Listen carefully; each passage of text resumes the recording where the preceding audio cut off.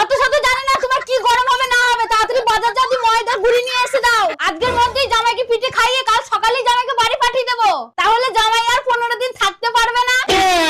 এইবার তোর সঠিক কথা বলেছিস। দাঁড়া দাঁড়া, আমি এখনই গিয়ে তোকে চালের গুঁড়ি এনে দিচ্ছি।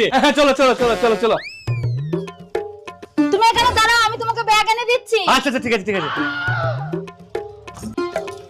এই নাও ব্যাগ। হ্যাঁ দাঁড়া দাঁড়া দাঁড়া। আচ্ছা ঠিক আছে, আমি গেলাম। হ্যাঁ, তুমি বাকি জিনিসপত্রগুলো রেডি করো, আমি নিয়ে আসি চালের গুঁড়িটা।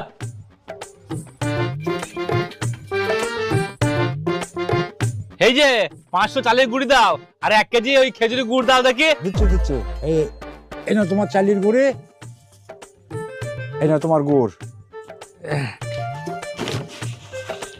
আচ্ছা আচ্ছা, তা বলি কত হল বাপু? 540 টাকা।